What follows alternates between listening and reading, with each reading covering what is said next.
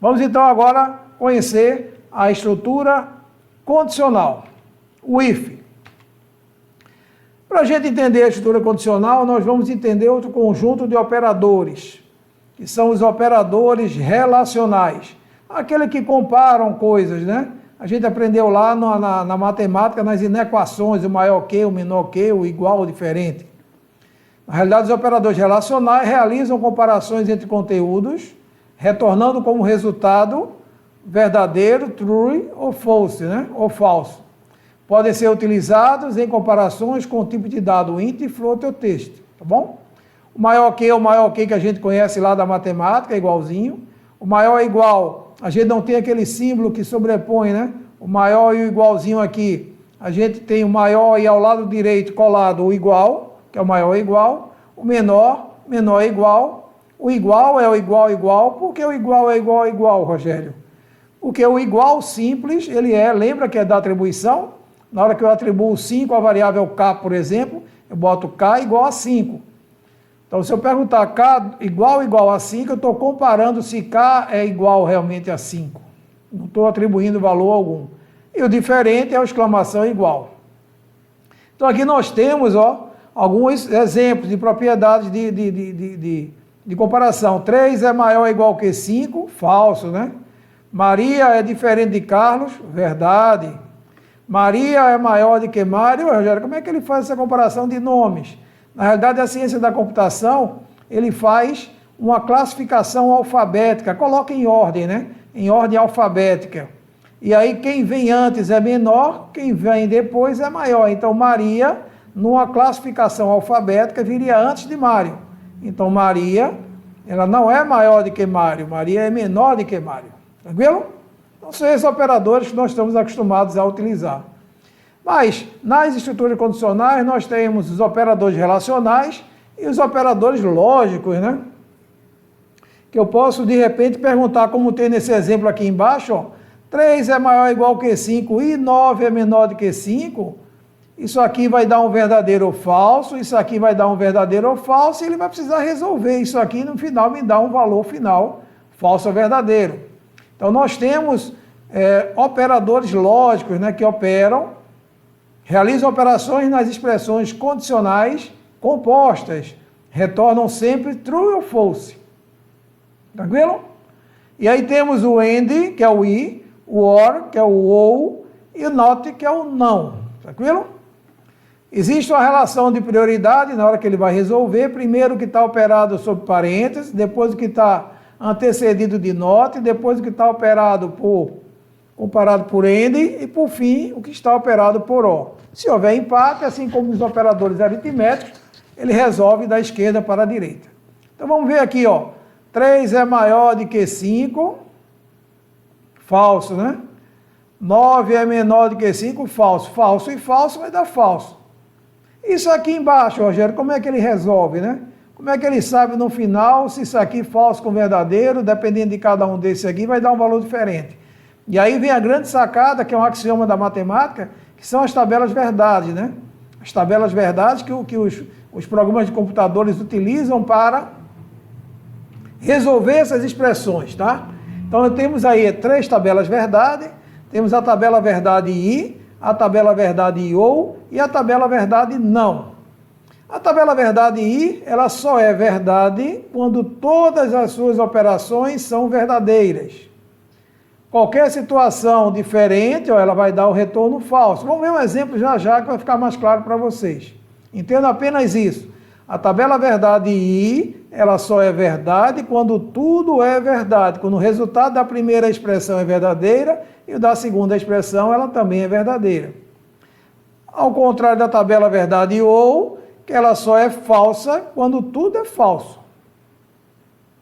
Ou seja, qualquer situação, se eu tiver um verdadeiro ligado por OU, vai dar verdadeiro.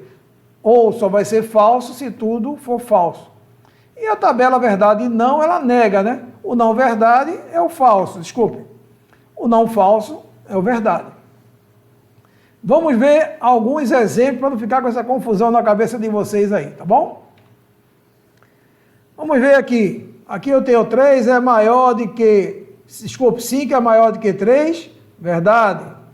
e 3 é menor do que 6, verdade. Então, verdade e verdade vai dar verdade, ó. Verdade e verdade é verdade, ligado por I. Aqui, ó, 5 mais 4, 9 é maior do que 10, aqui vai dar falso, tá aqui.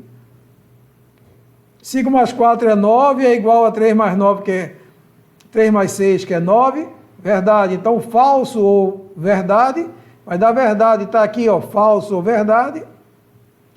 Vai dar verdade. Rogério, eu vou precisar decorar isso. Não, você naturalmente você vai fixar isso na construção das suas expressões relacionais, tá bom? Mas é importante que você não releve, não ignore essa tabela verdade, que você pode ocasionar alguns erros graves no seu programa se você não tiver cuidado na hora que você montar as suas expressões relacionais. Outro caso aqui, ó, 5 é maior do que 3, verdade. 6 é maior do que 3, verdade. Verdade, verdade, verdade. Mais um exemplo, 5 é maior ou igual que 3, verdade, e 6 é maior do que 3, verdade. Só que aqui tem um não, né? Não verdade é falso. Verdadeiro e falso vai dar falso, ó. Verdadeiro e falso vai dar falso. E aquela expressão que estava no slide anterior, vamos ver, 6 é igual a 3 é falso, 5 é menor do que 8 é verdadeiro, 3 é igual a 3 é verdadeiro, 5 é maior do que 4 é verdadeiro, 3 é igual a 2, falso. O que é que ele vai resolver aqui? Ele vai resolver de um por um aqui e no final vai me dar o falso aqui no final. Vai resolver aqui primeiro, ó, verdadeiro ou falso vai dar verdadeiro. Aí vai ficar aqui, ó, falso e verdadeiro vai dar falso. Ou seja, como está tudo ligado por I, vai ter um falso aqui na frente e vai dar um falso no final, certamente. Vamos lá. Verdadeiro ou falso vai dar verdadeiro aqui. Então vai ficar verdadeiro, verdadeiro, verdadeiro e falso. Então falso e verdadeiro vai dar falso. Falso e verdadeiro vai dar falso. Falso e verdadeiro vai dar falso. Tranquilo? Pode inicialmente aparentar ser confuso, mas não é, tá?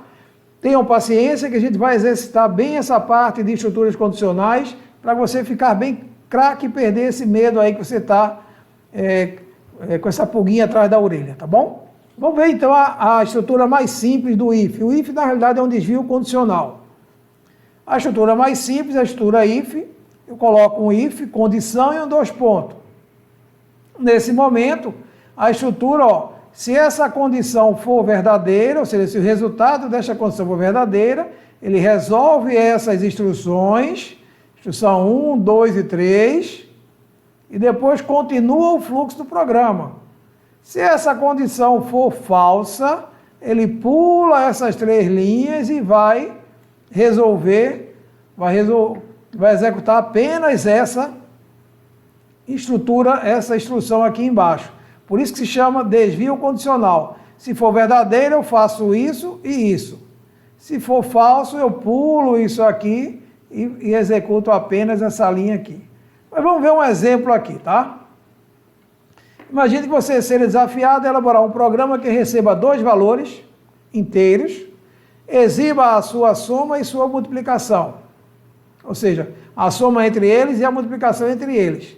Só que a soma só deverá ser exibida se o primeiro valor for superior a 10. Desculpe, superior ou igual a 10. Então vamos lá aqui. Receba a primeira variável V1, a segunda variável V2. Se V1 for maior ou igual que 10, que é a condição que está sendo colocada aqui, eu vou fazer o quê? Que ele diz, ó, a soma só deverá ser exibida se o primeiro for maior do que 10.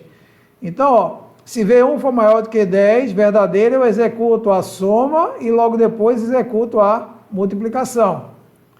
Se essa condição for falsa, ou seja, V1 não é maior ou igual que 10, eu automaticamente pulo essa estrutura, faço esse caminho aqui, esse atalho, esse desvio condicional e calculo apenas a multiplicação. Vamos ver agora no programa Python como é que isso funciona. V1 é o valor que recebe a primeira variável inteira, a segunda inteira. Se V1 é maior ou igual que 10, printe a soma e calcula a soma aqui dentro. Se não, printe a multiplicação. Note que nesse slide anterior aqui que nós tivemos, existe um deslocamento aqui, né, dessas três linhas como fosse um tab aqui à direita. Não é à toa isso, é porque o Python, ele entende que tudo que estiver identado, né, que a gente chama identado com um tab, com um pouquinho para dentro da condição anterior, da condição de um if, faz parte daquela condição que é verdadeira. Ou seja, a gente não tem marcadores de bloco, como em algumas linguagens a gente possui. A gente tem algumas linguagens que tem lá o begin end, né? Teria um begin aqui e um end, ou então abre chaves e fechou chaves. O Python ele não tem isso, o Python simplesmente dá um deslocamento, dá um tab, dá uma indentação interna, e aí ele entende que tudo que estiver identado naquele bloco identado será resolvido quando aquela condição for verdadeira. Tranquilo? Vamos ver então agora a segunda estrutura, que na verdade é a primeira ainda, só que agora é o se composto, né? O if composto, que é o if condição else, tá? Else significa se não. Então, ó, essa aqui é uma situação diferente daquela anterior que nós vimos. Se a condição for verdadeira, true, aqui eu faço isso, aqui, ó, e pulo, continuo o meu programa. Se essa condição for falsa, eu pulo essas três linhas verdadeiras, realizo essas três aqui e continuo. Note que há também um deslocamento, tanto na condição verdadeira quanto na condição falsa. Tranquilo? Vamos lá então. Faça um programa que receba dois valores inteiros, exiba a soma entre eles, se o primeiro for maior que o segundo. Caso contrário, exiba a multiplicação. Então, ó, recebido o primeiro valor, recebido o segundo valor. Se o primeiro valor é maior do que o segundo, o que é que eu faço? Eu venho, calculo a soma e saio. Se o primeiro não é maior do que o segundo, eu calculo apenas a multiplicação e saio. Então, ou eu venho por este caminho aqui, ou eu venho por esse caminho aqui. Vamos ver na implementação no Python. Recebo os dois valores. Se V1 é maior do que V2, lembrar, sempre pós a condição tem que ter os dois pontos aqui no final, senão ele não entende que a sua condição acabou de ser concluída, tá bom? Então aqui, se V1 é maior do que V2, print a soma foi V1 mais V2. Caso contrário, print a multiplicação foi V1 mais V2. Aqui tem alguns exemplos dos casos que a gente colocou. Informou V1 30, V2 20, ele vai fazer a soma porque V1 é maior do que V2. Se V1 for menor do que V2, ele vai fazer a multiplicação entre eles. Tranquilo? E a última estrutura que a gente vai conhecer é a estrutura if também, só com ifs, são estruturas aninhadas, né, que a gente chama. Ou seja, if dentro de if. Não é comum você escrever estruturas tão complexas assim nos seus programas, mas pode ser que em alguma situação específica você necessite, tá? Então a gente tem aqui, ó, a condição 1, então note que a indentação que está sendo colocada, que tudo que está em vermelhinho, note que ele está aí, ó, deslocado uma unidade, um tab à direita, né? Então a condição 1, 2 pontos, executo isso. Se a condição 2, se a condição 1 for verdadeira, eu venho para cá. Se a condição 2 for verdadeira, eu faço isso, e depois eu saio daqui, bati no else e saio daqui. Então, veja, tem uma estrutura um pouco mais complexa, tá? Aqui eu tenho a condição verdadeira desse if, condição 1, e a condição falsa. Ou seja, na verdade, são ifs dentro de ifs. Vamos ver um exemplo mais prático para ficar mais claro para vocês. Imagine lá. A idade é maior do que 30. Tem um exemplo aqui, ó, a idade é maior do que 30. Se sexo for masculino, o salário, né? Menor ou igual que 30, veja, aqui tem uma expressão composta, se sexo igual a M. E salário menor ou igual que 3.000, eu estou dando aqui um aumento a ele de 30% de aumento a esse cara. Então, se a condição é idade é maior do que 30, sexo é igual a masculino e salário menor do que 3.000. Note que o if eu posso quebrar de linha, tá? Que ele só vai entender que acabou a sua expressão relacional quando ele encontra os dois pontos aqui. Então, ó, nesse momento aqui eu tenho o if, sexo for masculino e salário menor do que 3.000, o salário vai ser registrado em 1.3. E daqui eu saio para executar o resto das linhas do meu programa. Se o sexo não atende a essa segunda condição, se essa condição aqui ela é falsa, ele vem para cá, ó. Pergunta: o sexo é igual a feminino? Se for, o salário vai ser igual a salário, vezes ele está reajustando aqui aos 50%.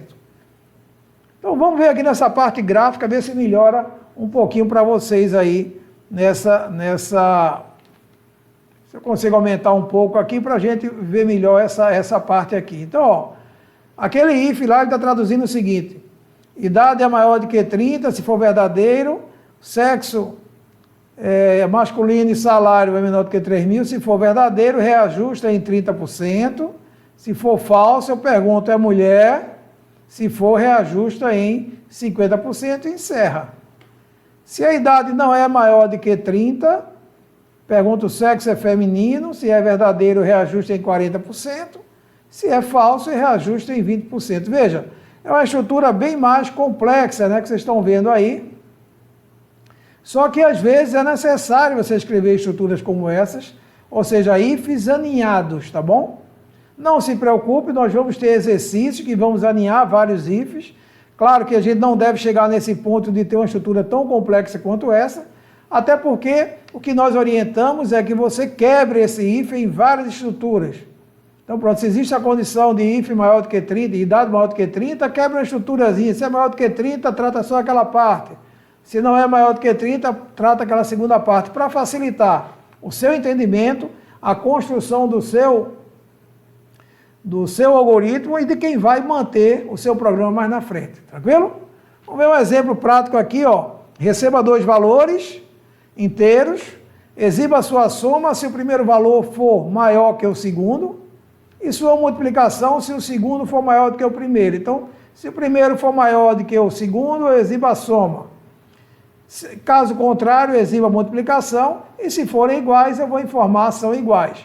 Vamos ver aqui, ó, recebo V1 e V2, V1 é maior do que V2, calculo a soma e saio, né? Tem também o elif aqui, ó, que eu posso utilizar, se essa condição não é verdadeira, eu testo eu posso ter vários elif dentro do meu programa, e no final, se não for nenhuma das condições intermediárias, eu saio pela condição última, que é a condição else, tá? Vamos lá, V1 é maior do que V2, faço a soma e saio. V1 não é maior do que V2, eu faço a multiplicação e saio. V1 é maior do que V2, falso. V2 é maior do que V1, falso. Obviamente, eles são iguais. Aqui tem a simulação de cada uma dessas estruturas aí, ó. V1 é menor do que V1, 30 e 40, né? Então, ó, V1 é maior do que V2, não. O que é que eu faço? Vou fazer a multiplicação da 1.200. Se eu inverto 40 e 30, V1 é maior do que V2, verdade. V1 mais V2, calculei a soma. E no final, se os dois são iguais, ele vai informar são iguais. Tranquilo? Não se preocupem, vamos ter vários, assim como nos comandos imperativos, vamos ter vários exercícios. Vamos ver o primeiro exercício resolvido agora para vocês aí. Imagine que eu tenha 3 valores inteiros e diga a você: olha, Rogério, eu queria que você fizesse um programa que recebesse 3 valores e me dissesse quem é o maior dos 3. Então, a gente vai utilizar algumas comparações para saber se você tem 3 números, como é que você sabe qual é o maior? Você vai olhar assim, comparar um com o outro e vai identificar quem é o maior, tá? Existem algumas técnicas, por exemplo, uma delas é essa que eu vou ensinar a vocês. Imagine que você tenha 3 bolas de sinuca numa caixa de sapato, fechadinha lá, 3 bolas de números diferentes. Então, o que é que você faz? Note aqui, ó. Primeira bola que eu puxei lá da caixa é a maior. Então, se eu puxei apenas uma bola, até agora ela é a maior, tá bom? Está na minha mão esquerda aqui.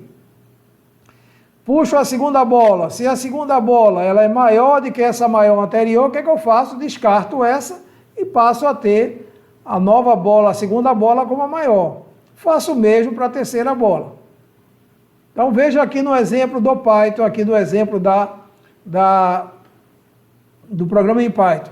Tenho 3 valores recebidos aqui, atribuo o primeiro para a variável maior. Se V2 é maior do que o maior, o que é que eu faço? Atribuo o V2 ao maior. Ou seja, como se eu jogasse a bola anterior fora da minha mão esquerda e pegasse a nova bola, que é a V2. Se V3 aqui é maior do que o maior, faço a mesma coisa. Rogério, com 3 bolas fica fácil. Se eu tiver 50 bolas, 60 bolas, 300 bolas, aí nós vamos ver nas estruturas repetitivas essa mesma técnica utilizada dentro de laço de repetição. Segura a ansiedade e vamos ver mais na frente. Agora, para você se desafiar e tentar resolver para a próxima aula, vou deixar 2 exercícios aí para vocês tentarem resolver, tá bom? O primeiro exercício, faça um programa que receba via teclado 3 valores inteiros e exiba-os na ordem crescente, do menor para o maior. Ou seja, independente da sequência que você receber o valor 1, 2, 3, ele vai sair sempre 1, 2, 3. Tente se desafiar, tente fazer, para que na próxima aula a gente consiga resolver esse problema, tá bom? E o segundo exercício é esse daí, tá? Para você resolver para a próxima aula. João é dono de um Pesque Pague em Pernambuco. Toda vez que ele recebe um cliente, quantidade de peixe, precisa pesar e verificar se está ok. Então, toda vez que o cliente pesca lá um peixe, ele precisa pesar e ver se está dentro dos padrões que o Pesque Pague adota. O regulamento de pesca define que, se for pescado uma quantidade de peixes com peso superior a 50, o cliente deve pagar uma multa de R$ 4,00 por quilo excedente. Ou seja, se eu peguei uma quantidade, se meu limite é 50, e eu peguei uma quantidade de 60 quilos de peixe, eu estou excedendo em 10. Porque meu limite é 50, então eu vou pagar R$ 4,00 por cada quilo excedente. Então, 4 vezes 10 vai dar 40. Aí ele pede, né? Faça um programa que receba via teclado o peso dos peixes e verifique se há excesso.